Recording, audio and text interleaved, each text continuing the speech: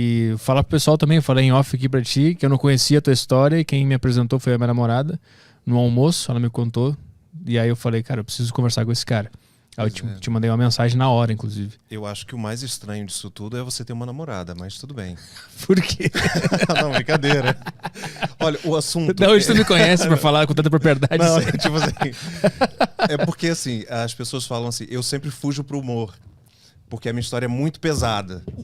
Então, se eu tiver que contar a história sempre sofrendo de novo, que eu sofri, eu me desfaço. Então, eu sempre vou ter uma tiradinha pra quando o negócio estiver ficando sério, eu fujo pro humor. Tu aprendeu esse recurso humorístico depois do trauma ou já sabia? Não, desde sempre. Eu sempre fui nerd, então CDF na época. Então, quando o negócio pesava, aí a gente fugia pro humor. Tu usava o recurso cômico pra não ficar tão pesado. Porque você vai ficar sofrendo pra sempre, né? Exatamente. Pensando no negativo pra sempre, não dá.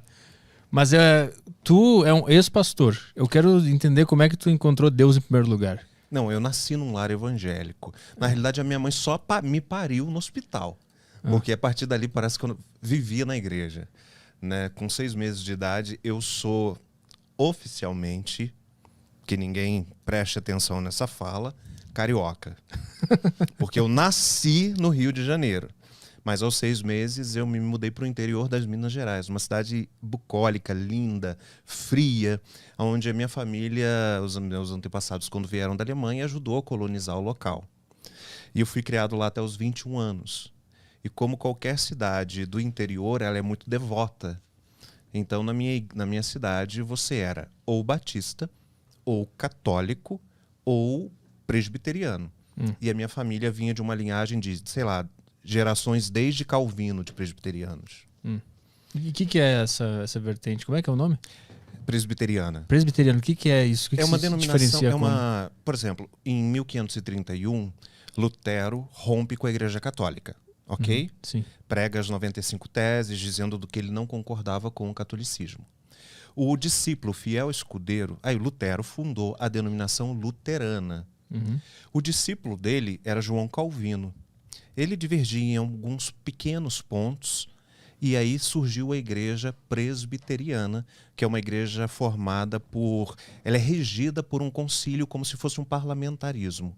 O pastor, ele não tem poder absoluto. Ele não manda e não desmanda. Existe um conselho e o pastor é como se fosse um primeiro-ministro. E todas são prestadas as contas, a sociedade e tudo mais. Então eu nasci nessa igreja que tem como foco o ensino da Bíblia. Mas crenças, dogmas, não sei, a fé em si é a mesma, só o que muda é o sistema de como ela se organiza. Ela é considerada uma igreja mais tradicional. Por exemplo, hoje é muito em voga as igrejas mais... a gente chama de avivadas, mas a pessoa que não conhece chama de barulhentas. Aquelas que falam em línguas, gritam... tem muitas manifestações do espírito. A presbiteriana não. Ela é uma igreja mais comedida, ela é uma igreja litúrgica, entendeu? Tem horário para começar, horário para terminar, horário para o louvor, horário, entendeu? E ela dá muita ênfase no estudo. E aí tu viveu a tua vida inteira nesse contexto, então? Nesse contexto. Então foi natural para ti virar um pastor ali dentro? Foi natural. Foi natural. Eu passei por todos, como qualquer pessoa. Minha cabeça ficava assim, o que eu vou ser da vida? O que eu quero ser? O que Deus quer para mim? Eu achava que ia ser veterinário, porque eu amo bicho, né? Sou da roça. Então você vai no meu apartamento, só tem planta. Você tem que sair tirando, e se pisar na minha planta, eu te jogo fora. E aí eu passei por todos os âmbitos da igreja. Faxina, arrumar banco, fazer festa, tocar triângulo, depois piano, backing vocal, cantar os solos, né, o dirigente do louvor, até me tornar o diácono mais jovem da história da denominação presbiteriana no mundo. O que é um diácono? Um diácono é uma pessoa que administra o templo. Entendi. Então ele... O zelador da... Só que ele fiscaliza se há necessitados na igreja. Ele fiscaliza se as contas estão batendo. porque a Bíblia tem um chamado para órfãos e viúvas, cuidar, né? Órfãos e viúvas é todos aqueles que necessitam. Então você tem que visitar, você tem que saber se as pessoas estão sendo assistidas, se a igreja está colocando o dinheiro no lugar certo, se não há para fazer uma plenária. Então, eu fui eleito com 16, esperei aos 18 para tomar posse. Foi eleito porque tinha uma votação mesmo para tem decidir? votação. A comunidade decide. E aí tu fazia a contabilidade da igreja? Também. Tudo? Tudo. Qual era o serviço que a igreja prestava, assim, alguns casos concretos que acontecia lá? Por exemplo, além de ajudar as famílias necessitadas da igreja em si, sempre que sobrava, e no nosso caso sobrava, a gente ajudava as famílias necessitadas da cidade. Além disso, a igreja tinha um centro de recuperação e também ajudava na escola. Ia até a escola para mostrar a palavra? Não, escola. Primeira, segunda, terceira série, quarta série, quinta série, oitava. Mas ajudava em que sentido? Ajudava a continuar funcionando? Às vezes precisava, por exemplo, era uma escola pública. Então, às vezes, precisava de uma pintura, precisava de uma reforma. A igreja ela sempre foi muito participativa na comunidade. Entendi. E um centro de recuperação de dependentes químicos e alcoólicos era sustentado exclusivamente pela igreja. Entendi.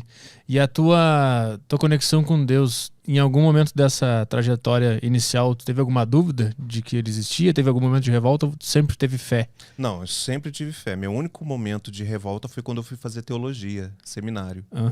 Entendeu? Eu fui estudar os originais, né? Eu aprendi a falar grego e hebraico, né? Tive origem em algumas coisas, acesso a algumas coisas em latim. E os meus professores na época, que eram todos pastores, eles não acreditavam muito em Deus. A ciência complicou a fé deles. O que a ciência fez comigo, o que aguçou a minha fé, me fez procurar absolutamente tudo histórico para mostrar que a Bíblia não errou.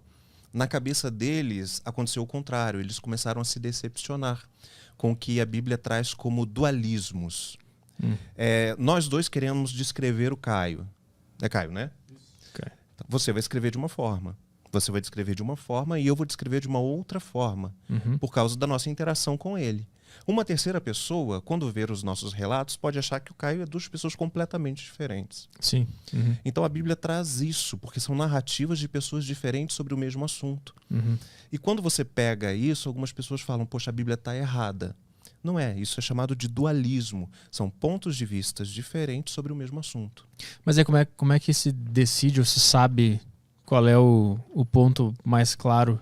O que está certo e o que está errado? Na realidade, não é o que está certo e o que está errado. É só você entender o contexto. Você tem que ir para aquela época. Você tem que ir naquele século, naquela cidade, entender o governo daquela época. E isso a Bíblia não te dá, mas a história te dá. Então, por exemplo, a Bíblia fala sobre Alexandre o Grande. Só que ela chama ele de urso. O Daniel vai falar sobre um governo regido por um urso que vai se dividir em 4 e não vai ter, esse governo não vai ter herdeiros, então ele vai perder por um governo que será dividido em 4. A história vem milênios depois e fala sobre Alexandre o Grande, que era chamado o urso da Grécia, entendeu? Que se tornou o maior império por causa da sua força.